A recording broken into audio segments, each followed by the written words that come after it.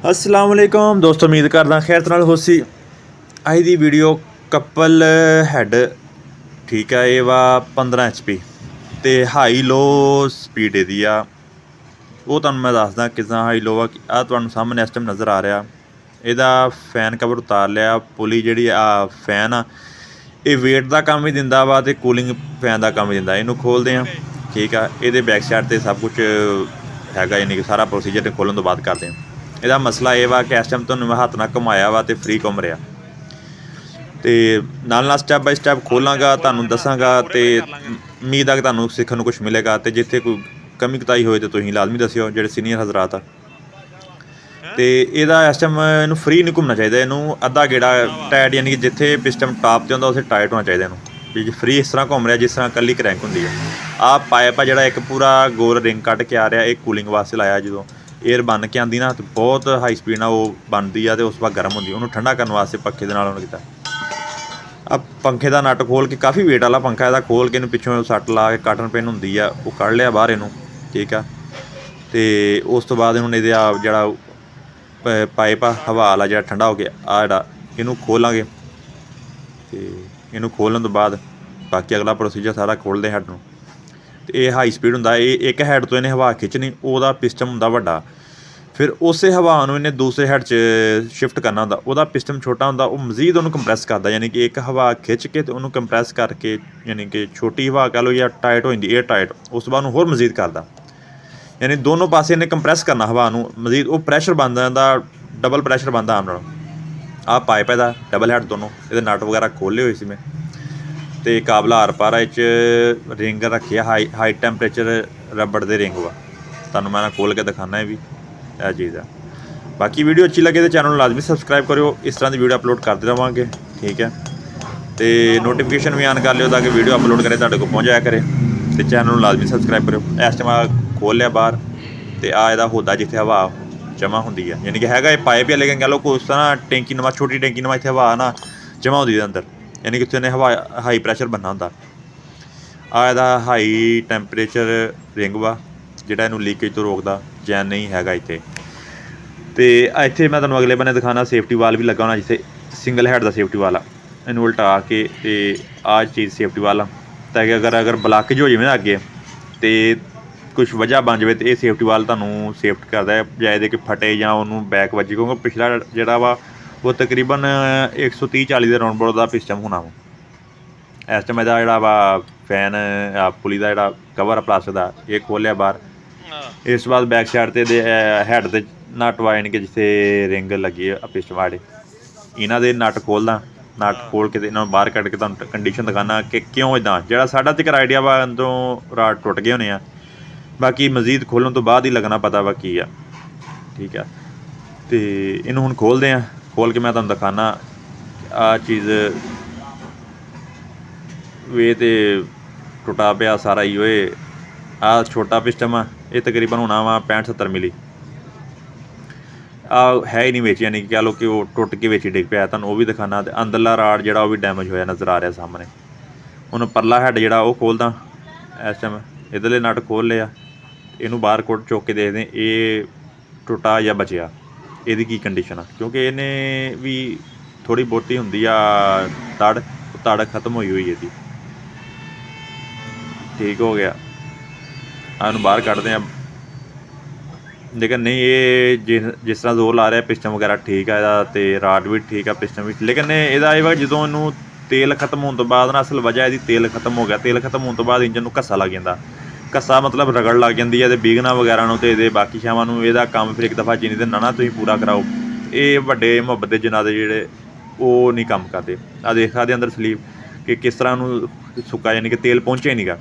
ਅਤੇ ਆਹ ਛੋਟਾ ਪਿਸਟਨ ਜਿਹੜਾ ਦੂਸਰੇ ਪਾਸੇ ਪ੍ਰੈਸ਼ਰ ਨੂੰ ਬੂਸਟ ਕਰਦਾ, ਇਹਨੂੰ ਖੋਲ੍ਹ ਕੇ ਚੈੱਕ ਕਰਦੇ ਅੰਦਰੋਂ ਕੋਈ ਮਸਲਾ ਹੋਰ ਤਾਂ ਨਹੀਂ ਕਿ ਸਿਰਫ ਇਹੀ ਡੈਮੇਜ ਹੋਇਆ।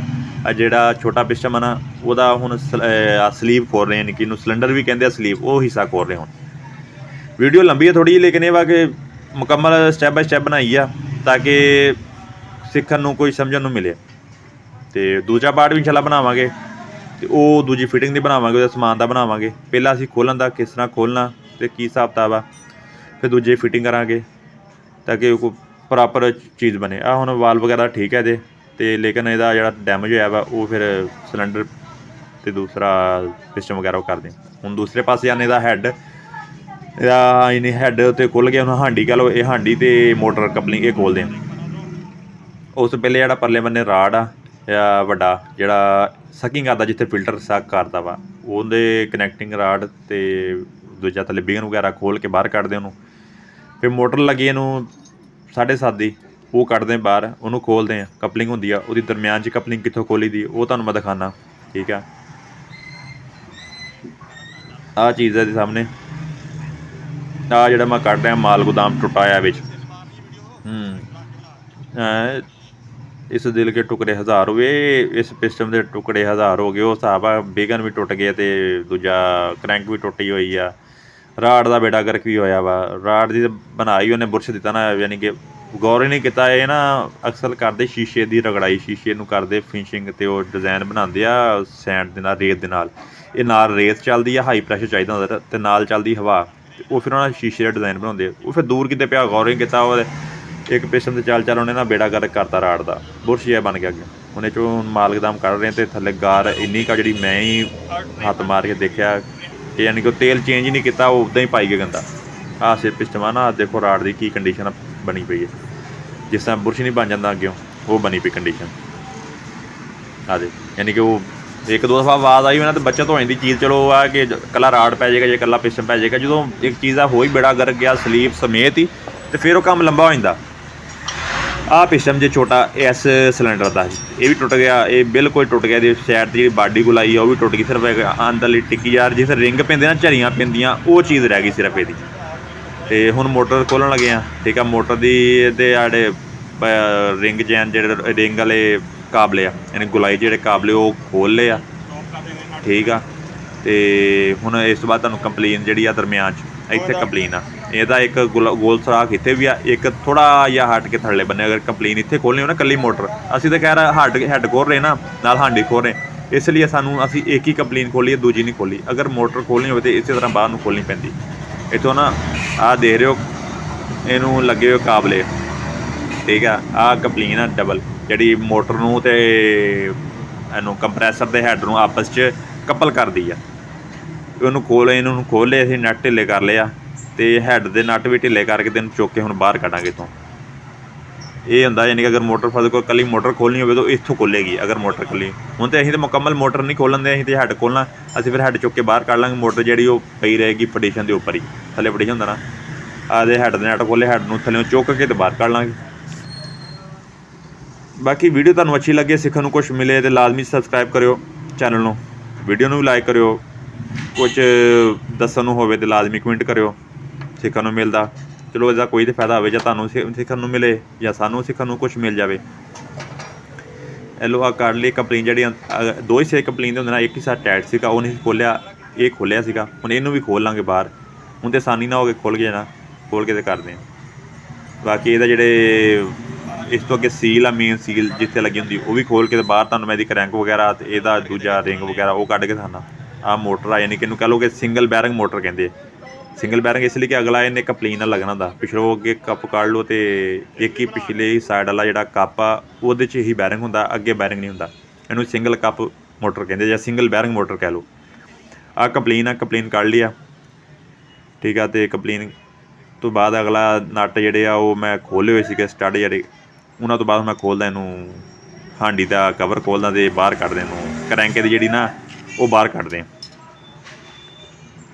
ਅਤੇ ਇਹ ਜਿਹੜਾ ਪਾਰਟ 1 ਬਣਾਇਆ ਵਾ, ਠੀਕ ਆ। ਅਤੇ ਇਨਸ਼ਾਅੱਲਾ ਇਹਦਾ ਮਾਰਕੀਟੋਂ ਸਮਾਨ ਵਗੈਰਾ ਅਤੇ ਖਰਾਦ ਵਗੈਰਾ ਸਭ ਕੁਛ ਉਹ ਵੀ ਤੁਹਾਨੂੰ ਨਾਲ ਕੋਸ਼ਿਸ਼ ਕਰਾਂਗੇ। ਜਿਸ ਤਰ੍ਹਾਂ ਪਿਛਲੀ ਵੀਡੀਓ ਜਨਰੇਟਰ ਦੀ ਵੀਡੀਓ ਦੇ ਨਾਲ ਡੀਜ਼ਲ ਲੈਬਾਰਟਰੀ ਵੀ ਦਿਖਾਈ, ਇਸ ਤਰ੍ਹਾਂ ਕੋਸ਼ਿਸ਼ ਕਰਾਂਗੇ ਇਹਦਾ ਵੀ ਪ੍ਰੋਸੀਜਰ ਦਿਖਾਈਏ ਨਾਲ, ਅਤੇ ਉਹ ਵੀ ਅਪਲੋਡ ਕਰਾਂਗੇ ਦੂਸਰਾ ਪਾਰਟ ਵੀ।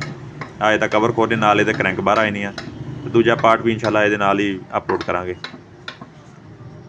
ਅਤੇ ਚੈਨਲ ਨੂੰ ਕਰਿਓ ਲਾਜ਼ਮੀ ਸਬਸਕ੍ਰਾਈਬ, ਠੀਕ ਹੈ। ਵੀਡੀਓ ਵੀ ਲਾਈਕ ਕਰਿਓ।